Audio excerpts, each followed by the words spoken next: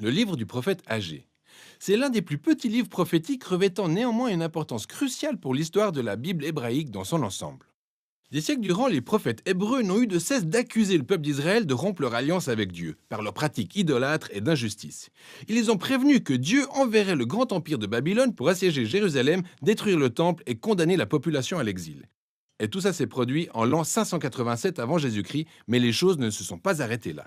Les prophètes croyaient aussi qu'il y avait encore de l'espoir et qu'un jour Dieu ramènerait les rescapés de son peuple d'Israël et les transformerait pour vivre dans une nouvelle Jérusalem où la présence de Dieu demeurerait parmi eux.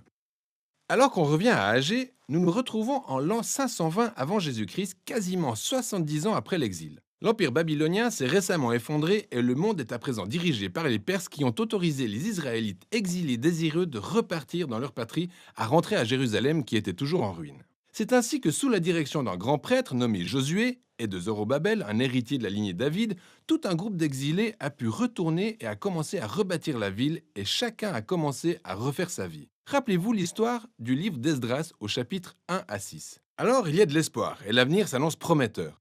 Mais en fait, ce n'est pas le cas.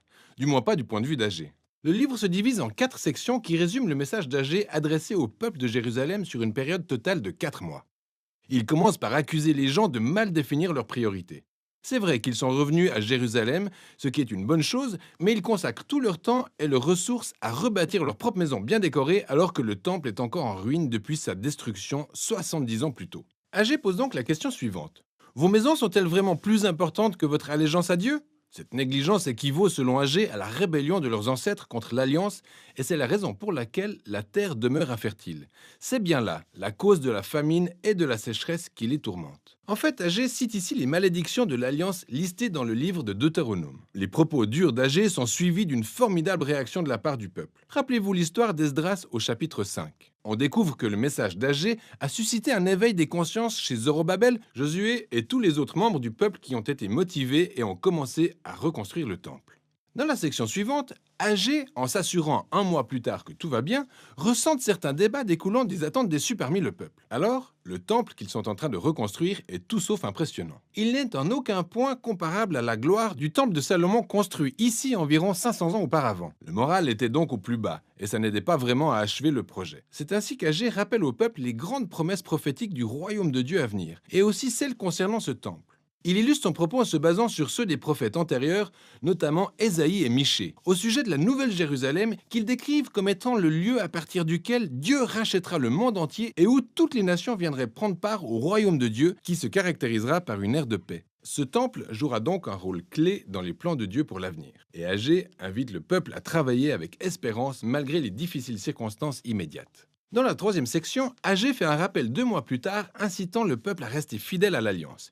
Il se lance dans une conversation avec les prêtres sur la pureté rituelle. Rappelez-vous les idées principales du livre de Lévitique. Il demande donc, si une personne devient rituellement impure ou marquée par la mort après avoir touché un cadavre, si elle touche ensuite à la nourriture, cette nourriture sera-t-elle aussi impure ? Bien entendu, les prêtres connaissant le livre du Lévitique répondent « Oui, elle est impure ». Et Agée s'en sert ensuite comme d'une parabole en disant « C'est exactement ce qui se passe avec le peuple d'Israël chaque fois qu'il touche à la reconstruction du temple. Si la génération actuelle ne s'humilie pas, si elle ne se détourne pas de l'injustice et de l'apathie selon Agée, tout ce qu'elle bâtira de ses mains, y compris ce nouveau temple, sera impur aussi. » Le défi d'Agée est donc de maintenir une fidélité à l'alliance et une repentance véritable, car c'est seulement ainsi que les efforts de construction conduiront à l'avènement du royaume de Dieu avec la bénédiction qui s'ensuit. Au final, Israël tient d'une certaine manière son avenir entre ses mains. Dieu n'attend que la fidélité de son peuple. Ainsi, le choix qu'Agée donne à la génération d'exilés est très similaire à celui proposé par Moïse à la génération du désert, juste avant d'entrer en terre promise.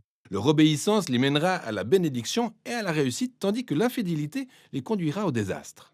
Le livre s'achève sur la synthèse que fait Agée de l'espoir que représente le royaume de Dieu à venir. Il fera de la Nouvelle Jérusalem le centre de son glorieux royaume international, et de là, il affrontera et triomphera du mal répandu parmi les nations. Ce qui rappelle au peuple la défaite de l'armée de Pharaon dans l'histoire d'Exode. Dieu honora sa promesse faite à David en établissant le roi provenant de sa lignée, un profil qui à l'époque d'Agée correspondait à Zorobabel. Le livre s'achève donc avec le choix d'un avenir prometteur à portée de main. La question est donc de savoir si la génération d'Agée sera fidèle à Dieu. Pourra-t-elle voir l'accomplissement de toutes ses promesses? Et Zorobabel sera-t-il fidèle? Serait-ce lui le roi messianique? Pour le découvrir, il suffit simplement de continuer à lire les 2 derniers livres des prophètes, Zacharie et Malachie. Mais on peut déjà voir que ce petit livre révèle un défi de taille pour le peuple de Dieu, toutes générations confondues.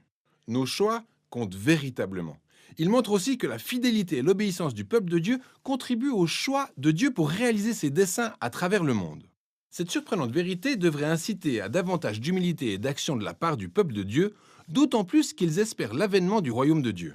Et voilà pour le message du livre d'Agée.